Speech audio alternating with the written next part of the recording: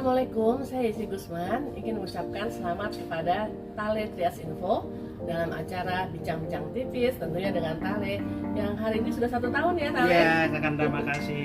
Selamat, semoga tambah sukses, yang penting tambah bermanfaat dan bisa ditonton banyak orang. Amin. Tambah subscribernya dan Amin. Bermanfaat. Amin. Oke.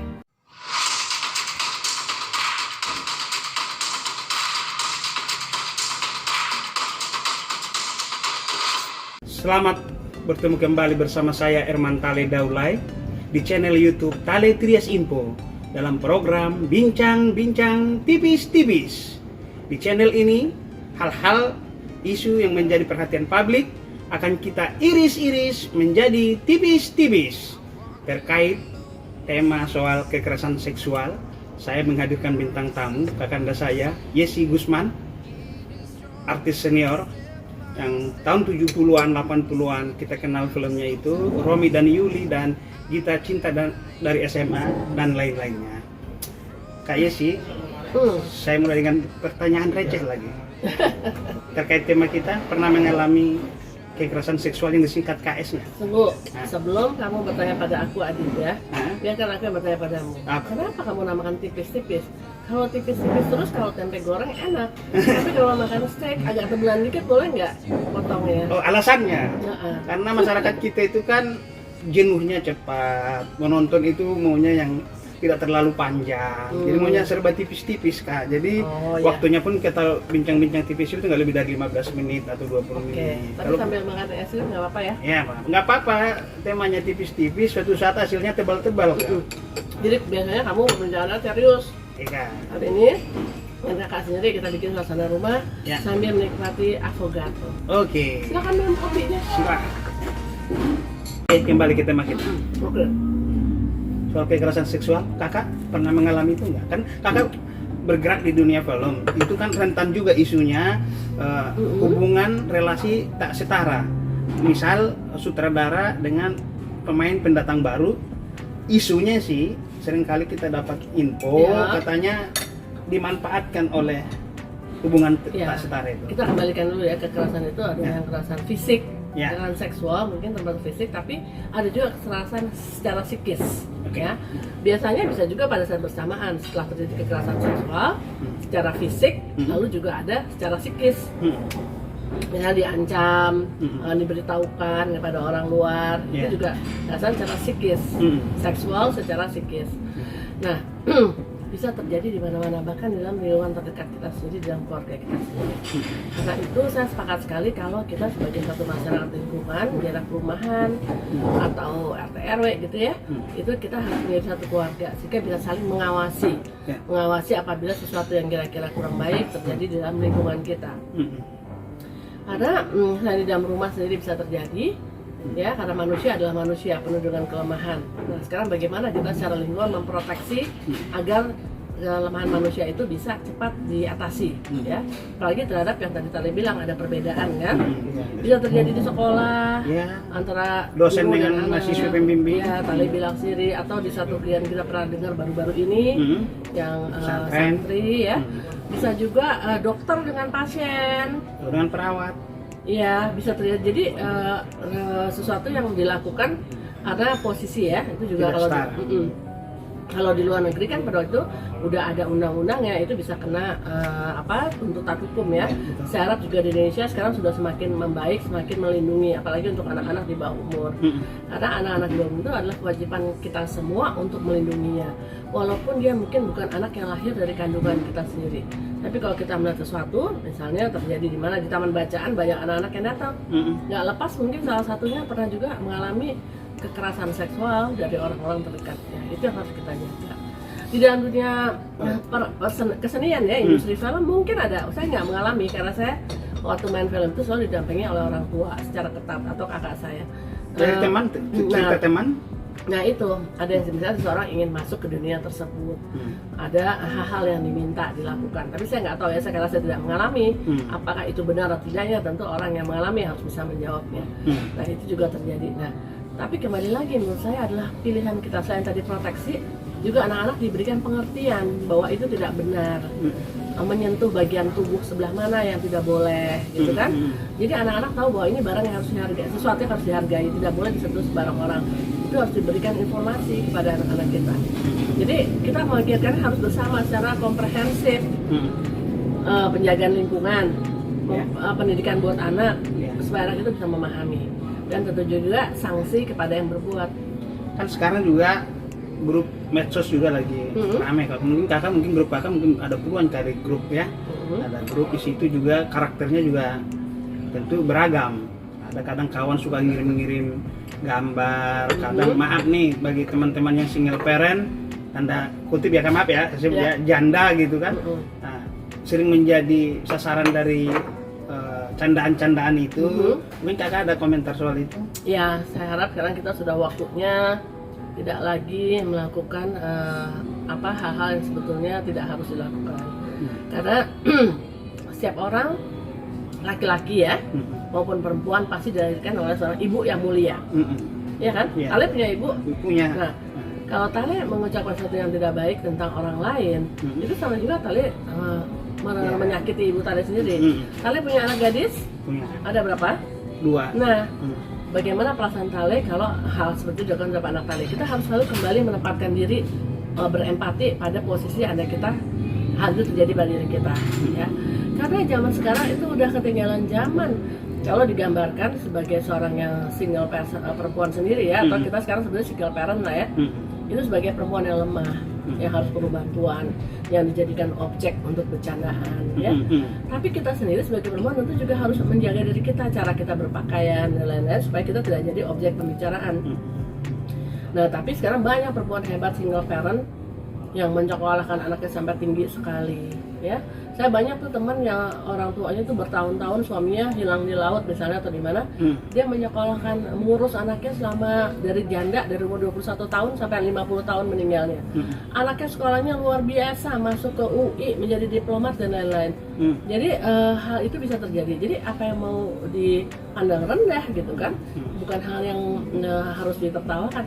Banyak single parent yang hebat, dan pria pun banyak juga yang jadi single parent yang hebat juga.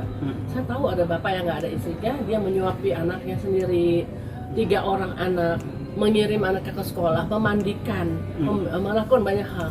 Jadi kembali lagi, kalau kita mau jujur dan mau berpikir secara manusiawi ya, bahwa hal itu bukan hal yang harus untuk menjadi bercandaan. Masih banyak hal lain kok yang kita bisa pakai bujuk. Jadi, tapi kalau saya melihat kita, misalnya tadi Daro bilang, Tali bilang ada di WA group atau apa? Kode etik bermedsos. Ya, kita tentu nggak perlu harus marah-marah, itu nggak usah. Tapi kita menyampaikannya juga dengan baik-baik, dengan contoh-contoh. Saya lebih suka menyampaikan dengan contoh-contoh, sehingga akhirnya yang mengatakan itu akan menjadi nggak enak sendiri. Gitu. Tapi kalau kita marah-marah juga, kita juga tidak aneh ya. Dan kakak yang terbentuk dalam pemikiran kakak kan kemarin di santri sekian 8 santri sampai hamil gitu ya kak, di kampus-kampus ternama pun ada mahasiswi dilecehkan oleh dosennya karena ada kepentingan skripsi yang mendesak. Itu gimana? Ya tentunya lingkungan sekolah dan lingkungan pesantren mana harusnya ada suatu petugas yang bisa mendeteksi, yang menjadi pengamat lah gitu, jika terjadi hal-hal yang aneh atau tidak normal. Seperti karena saya bergerak di bidang PAUD, kan pernah tuh berapa tahun yang lalu ada yang pelecehan seksual pada anak kecil PAUD. Ya, saya selalu mengatakan pada guru-guru PAUD, kita sebagai guru PAUD harusnya kita bisa mendeteksi. Kalau yang anak yang biasa ceria, biasanya suka berlari, bermain-main, tiba-tiba jadi pendiam, tiba-tiba sudah memendam sesuatu, kita harus menggali untuk supaya tahu apa sih permasalahannya anak ini. Mereka mungkin bukan orang yang berani untuk mengatakan pada orang tua saya mengalami apa, apalagi kekerasan yang dilakukannya juga oleh orang yang lebih dewasa dari dia. Nah, saya harapkan ini sesuatu yang kenapa sih sampai terjadi seperti itu? Kenapa gitu kan?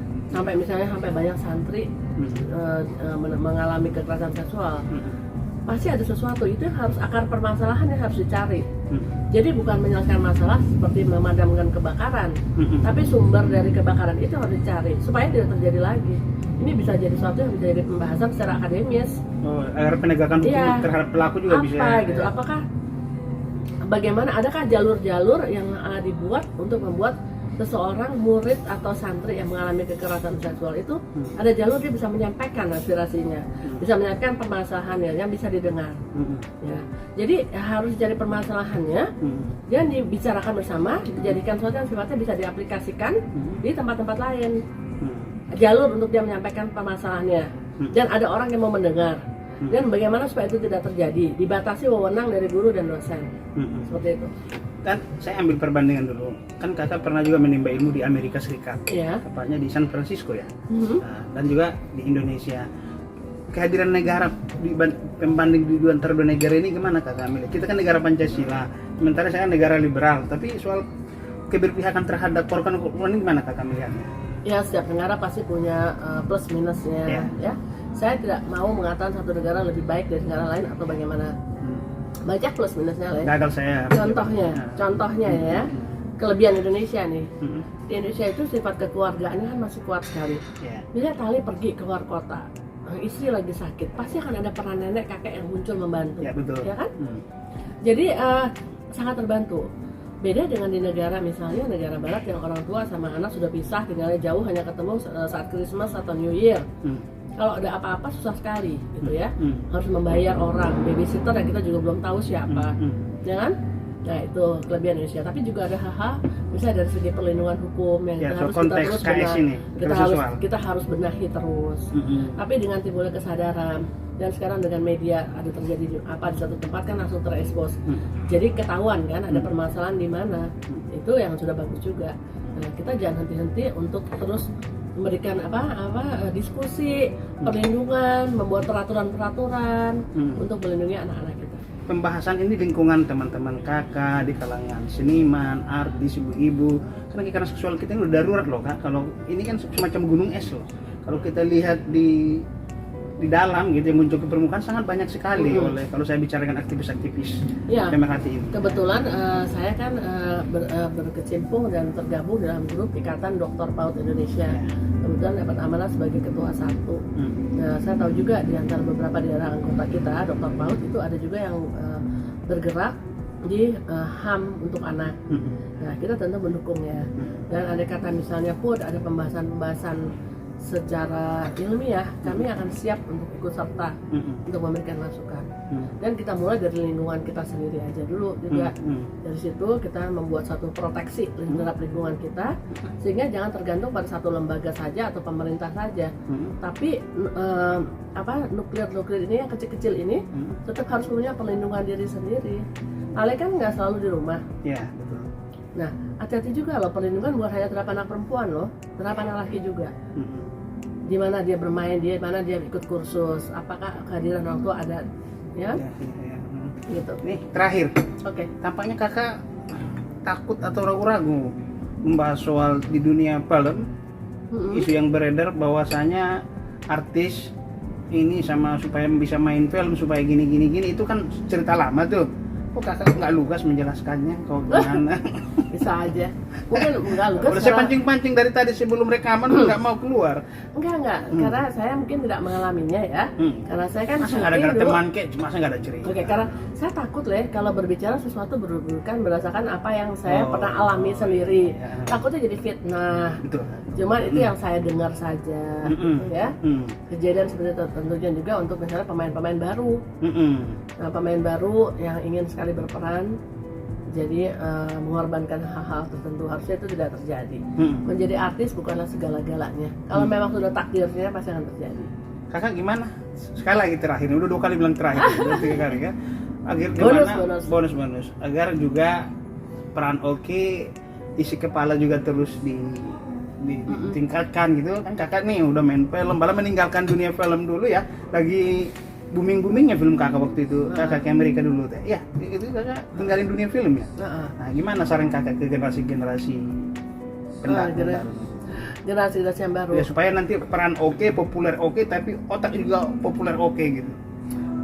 Jangan berhenti belajar. Belajar itu tidak harus selalu dari sekolah, tapi belajar dari alam, dari lingkungan, ikut-ikut kursus, belajar dari orang lain yang punya pengalaman. Bergurulah pada semuanya. Gitu. Jangan pernah berhenti belajar. Kan hasilnya kelihatan kak, artis yang memiliki kecerdasan ini hari perjalanan juga kelihatan memang ya. Maksudnya artis-artis yang segi popularitas dapat, segi kecerdasan juga dia perdalam, itu makin senior dia juga makin tetap berlaku walaupun nggak di dunia film, dia bisa di dunia bisnis, dunia sosial juga gitu ya. Teman-teman kalau saya lihat juga gitu, saya lihat grup-grupnya masih eksis aja saya lihat. Iya, alhamdulillah teman-teman yang udah senior kita masih suka ketemu, masing-masing punya karya. Ada yang tetap di dunia film ada juga yang sudah jadi pengusaha atau jadi hal-hal lain juga ada. Oke, Tale Trias Info, demikian bincang-bincang tipis-tipis saya dengan kakanda saya, Yesi Gusman. Kami juga bertepatan merayakan 20 tahun bersahabat, 1 tahun Tale Trias Info, dan 47 tahun usia saya. Oh iya. Selamat bertemu kembali.